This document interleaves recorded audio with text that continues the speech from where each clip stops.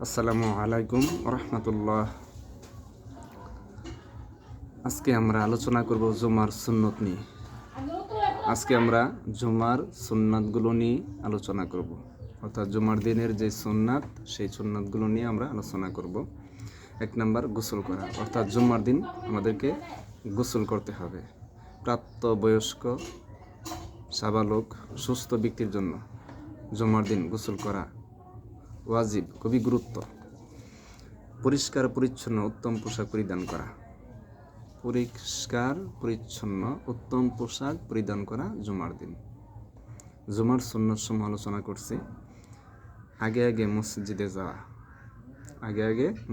যাওয়া, তারপর 4 নম্বর, পায়ে হেঁটে মসজিদে যাওয়া, অর্থাৎ পায়ে হেঁটে যাওয়াও একটা সুন্নাত। যদি অসুস্থ হয়, যে অনেক সময় লাগবে, যদি আমি হেঁটে যাই তাহলে হয়তো নামাজ নাও পাইতে পারি, সেজন্য উচিত হবে বা অন্য যদি কোনো বিকল্প ব্যবস্থা থাকে সে ব্যবস্থা গ্রহণ করা। কিন্তু আমাদের উচিত আমরা যেন হেঁটে হেঁটে মসজিদে যাই। আর অসুস্থ যারা, এক কথায় ওজুর যারা, তাদের সাথে তো তাদের হিসাব ভিন্ন।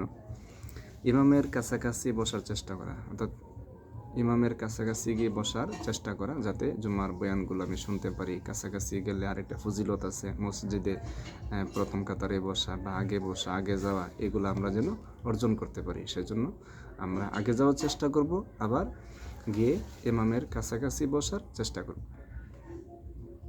কাতার পূর্ণ হওয়ার দরুন সামনে যাওয়ার জায়গা না থাকলে মানুষের ঘাড় ডিঙ্গিয়ে সামনে না যাওয়া, অর্থাৎ ফজিলত পাওয়ার জন্য মানুষের ঘাড় ডিঙ্গিয়ে মানুষকে কষ্ট দিয়ে সামনে যাওয়ার চেষ্টা করব না। আমি যদি সামনে জায়গা থাকে তাহলে সামনে গিয়ে বসবো, সামনে জায়গা খালি থাকলে আমরা সামনে বসবো। যদি সামনের কাতার ফিল আপ থাকে, পরিপূর্ণ থাকে, তাহলে আমরা পিছনেই থাকবো। অনর্থক কাজ করা থেকে বিরত থাকা, যেমন কাপড় বা চুল ইত্যাদি নিয়ে খেলা না করা। আমরা অনেক সময় আদবে মসজিদে বসার যে আদব, ওগুলো মসজিদের যে আদব, ওগুলো আমরা না জানার কারণে আমরা মসজিদে বসে গল্প গুজব করি, অনর্থক এদিক ওদিক তাকাই, আবার কাপড় চোপড় নাড়াচাড়া করি। এগুলো যেন আমরা না করি। মনোযোগ সহকারে খুতবা শ্রবণ করা, অর্থাৎ খুতবা যখন চলবে তখন আমরা মনোযোগ দিয়ে খুতবা শুনব। আমাদের উচিত হবে মনোযোগ দিয়ে খুতবা শ্রবণ করা।